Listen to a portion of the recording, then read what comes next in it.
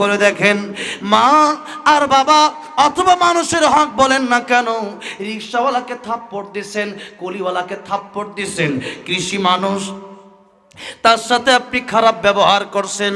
আল্লাহ বলেন, বান্দারে আমি আল্লাহ রাব্বুল আমিন তোর জীবনের গুনাহ আমার সাথে সম্পৃক্ত হয়ে থাকলে মাফ করে দিতে পারি, কিন্তু বান্দার হক যদি মেরে খাও, কোন বান্দাকে যদি কষ্ট দিয়ে থাকো বিনা কারণে, তার কাছ থেকে মাফ না নিলে আমি আল্লাহ রাব্বুল আলামিনও মাফ করব না।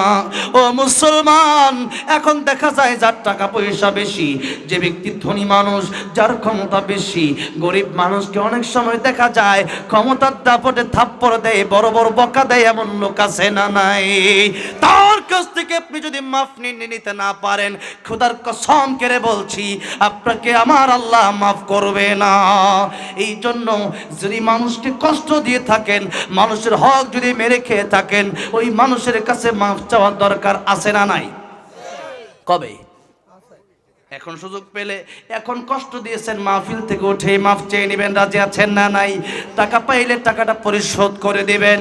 আমার ভাইরা, আমার মুরব্বী বাবাজিরা, বলতেছিলাম মার বাবার কথা, যে মা আর বাবাকে কষ্ট দেওয়ার কারণে কবর আযাব চলতেছিল। এই জন্য নবী বলেন, তিন ব্যক্তি দোয়া আল্লাহ অথবা বদদোয়া আল্লাহ খালি ফিরিয়ে দেয় না। এক নম্বরে মা বাবা। এক নম্বরে কে? মা বাবা। মা বাবা। আপনি নামাজ পড়তে পড়তে কপাল কালো করে ফেলছেন, মা বাবারে কষ্ট দিচ্ছেন, আমার আল্লাহ মাফ করবে না। এই জন্যে মা বাবাকে খুশি রাখার দরকার আছে না নাই? তাহলে এত ফজিলত মা বাবার কথা এতক্ষণ বললাম। এবার ইমাম সুফিয়ান সাওরি রহমতুল্লাহ, মনে আছে কথাটা, গীবতের কথা? তার খাদেমকে টাকা পয়সা দিয়ে কি বললো, যে কিয়ামতের ময়দানে ওই ব্যক্তিকে আমি টাকা পয়সা দিলাম, ওই ব্যক্তিকে আমি হাদিয়া দিলাম কেন? কারণ এই ব্যক্তি আমার যত উপকার করবে, আমার মা বাপু আমার তত বড় উপকার করতে পারবে না। খাদেম বললেন, হুজুর কি কথা বললেন? যে মা বাবার কথা আল্লাহ কোরআনে আল্লাহ ইবাদতের পরেই বললেন, সেই মা বাবা উপকার করতে পারবে না মানে কি? তিনি বললেন, ও খাদেম শোনো, কিয়ামতের ময়দানে যে ব্যক্তি আমার বিরুদ্ধে গীবত করবে, তার ক্ষতিটা কোন জায়গায়? তার নেক আমলগুলো আল্লাহ আমাকে দিয়ে দিবে। অথচ ইয়াউমা ইয়াফিরুল মারউ মিন আখিহি ওয়া উম্মিহি ওয়া আবি, আল্লাহ বলতেছেন কিয়ামতের ময়দানে মা বাপ সন্তানকে চিনবে না। কোরআন শরীফে আয়াতটা নাই, সূরা আয়াব আছে। মা বলবে আমার বিয়েই হয় নাই, সন্তান কোন জায়গা থেকে আসবে? বাবা তো আমি বিয়েই করি নাই, কে বিয়া, কে সন্তান? এখন ওই মুহূর্তে এত বিপদের সময় মা বাপ সন্তানের পরিচয়, একটা নেকি যদি খালি মিজানের পাল্লায় কম হয়ে যায়, তাহলে যাওয়া লাগবে জাহান্নামে। এই চিন্তা করে, যেরকম ঠিক না ঠিক। কিন্তু কেউ যদি কারো বিরুদ্ধে গীবত করে, কিয়ামতের ময়দানে আল্লাহ তাআলা রাখবেন যে তোমার নেকিগুলো তারা দিয়ে তার বিরুদ্ধে গীবত করছিল কেন, তার কাছে মাফ চাইছিল না। এখন এই বিচার হবে এখানে, তার সম্মান নষ্ট করছো কেন? এখন দুইটা ক্ষতি নবী বললেন, একটা হলো তোমার নেক আমল তাকে দিয়ে দেওয়া হবে, আর তার গুনাহগুলো তোমার দিয়ে দেওয়া হবে। বিনিময় তুমি যাবা জাহান্নামে গীবত করার কারণে, যার বিরুদ্ধে গীবত করলা সে যাবে জান্নাতে। যেরকম সুবহানাল্লাহ, জান্নাতে যদি যাইতে পারি গীবত করার কারণে, আর মা বাবা সেদিন একটা উপকার করবে না, তাহলে সেই গীবত যে করছে এটা চা খাওয়ানোর দরকার আছে না নাই? আর চা না খালি বিরিয়ানি খাওয়া দরকার, বিরিয়ানি খাওয়া দরকার, বিরিয়ানি খাওয়ানো দরকার, যেরকম ঠিক না ঠিক? ডাব খাওয়ানো দরকার, আরে 500 টাকা 1000 টাকা হাদিয়া দেওয়া দরকার। তোর কারণে কিয়ামতের মধ্যে আমি বেঁচে যাবো, ঠিক না বেঠিক? তোর নেক আমল আমার দেওয়া লাগবো। আর এখন হুজুরের তো নেক আমলই নাই, আল্লাহর নেক আমল না থাকলে তার গুনাহ নিয়ে তুমি জাহান্নামে যাও, আমি আল্লাহর পক্ষ থেকে নেকি দিয়ে দিলাম।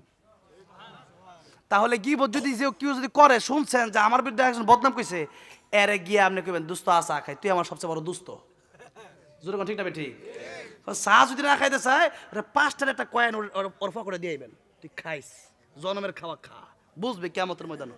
যেরকম ঠিক না বেটি?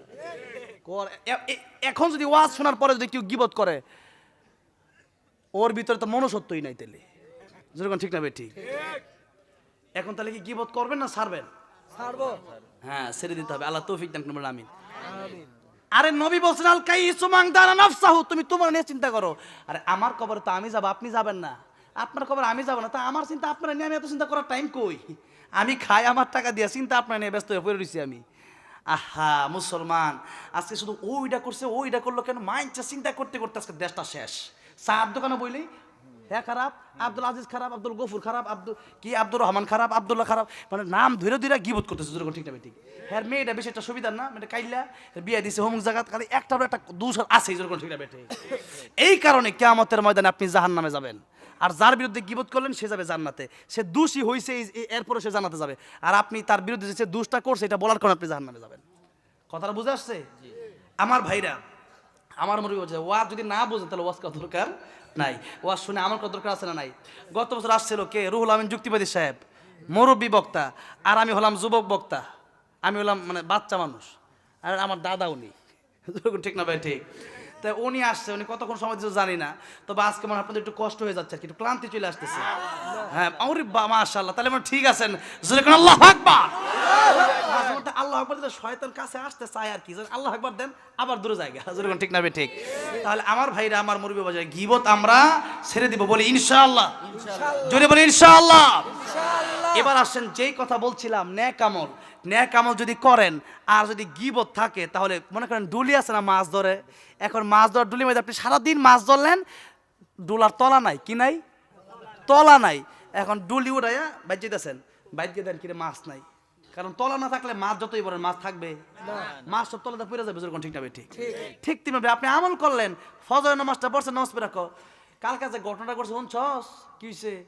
ওই যে এই কি জানি আব্দুল জলিল, এই লোকটা তো মনে কর যে কালকে হের মায়ের বিয়ে দিছে, ঠিক করে নাই, এবার যে কামটা করছে, এই যে কথাটা বলছেন, শেষ ফজর নামাজ শেষ, ফজর নামাজ আর আছে নাই, ফজর নামাজ হেল হয়ে গেছে আপনারটা, ঠিক না? ঠিক।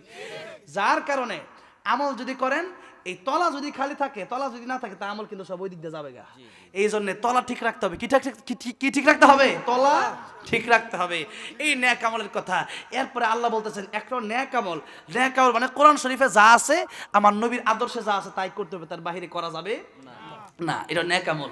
এবার 2 নম্বরে আল্লাহ রাব্বুল আমিন বললেন, ওয়ালা ইউশরিক বিইবাদাতি রাব্বিহি আহাদা। আল্লাহ বললেন শিরিক করবা না। কি করবা না? শিরিক করবা না। আর এই দুনিয়ার সবচেয়ে বড় গুনার নাম হলো শিরিক গুনাহ। এর চেয়ে বড় কোনো গুনাহ নাই, এর চেয়ে বড় কোনো গুনাহ নাই। এই শিরিকের ব্যাপারে ওয়াজ করতে হলে কয়েক ঘন্টা সময়ের দরকার। এই সিরাজগঞ্জে অনেক জায়গাতে এই শিরিক নিয়ে আলোচনা করছি। শিরিকের ব্যাপারে আল্লাহ শুধু এতটুকু বুঝেন, আল্লাহ বলেছেন, ইন্নাল্লাহা লা ইয়াগফিরু আন ইউশরাকা বিহি ওয়া ইয়াগফিরু মা দুনা যালিকা লিমান ইয়াশা ওয়া মান ইউশরিক বিল্লাহি ফাকাদ ইফতারা ইসমান আযীমা ওয়া মান ইউশরিক বিল্লাহি ফাকাদ দাল্লা দালালান বাঈদা। দেখেন, শিরিক যদি আপনি করেন, আল্লাহ বলেছেন কিয়ামতের ময়দানে আমি আল্লাহ রহমান রহিম তোমার সব গুনাহ মাফ করে দিতে পারি, কিন্তু আমি আল্লাহ শিরিক মাফ করব না। এত মারাত্মক, মানে পীরের পায়ে সিজদা করবা, পরে মাজার সিজদা করবা, এরপরে আমি আল্লাহকে বাদ দিয়া অন্য মানুষের সাথে মাথা নত করবা, এগুলো হচ্ছে শিরিক। এরপরে মনে মনে ধারণা করতে আমার আল্লাহ যা পারে, পীর বাবাও তা পারে, আমার আল্লাহ যা পারে ওই নেতাও তা পারে, এগুলো মনে করাটাই হচ্ছে শিরিক। এই শিরিক থেকে আল্লাহ আমাদেরকে হেফাজত করেন, বলেন আমিন। এরপরে আরেকটা আয়াত দেখেন, মাই ইউশরিক বিল্লাহি ফাকাদ হারামাল্লাহু আলাইহিল জান্নাতা ওয়া মাওয়াহুন নার। আল্লাহ বলেছেন শিরিক যে করবে তার জন্য জান্নাত হারাম। জান্নাত কি? হারাম। সে জীবনে জান্নাতে ঢুকবে না। আমাকে ইন্ডিয়া একবার হজ করতে গেলাম গত বছর, তো আমাকে গ্রেফতার করছিল পুলিশ। নানান ধরনের প্রশ্ন করছে। একটা প্রশ্ন করলো, আপনি কিসের কথা বলেছেন? এক আল্লাহর কথা। আমি বলছি হ্যাঁ।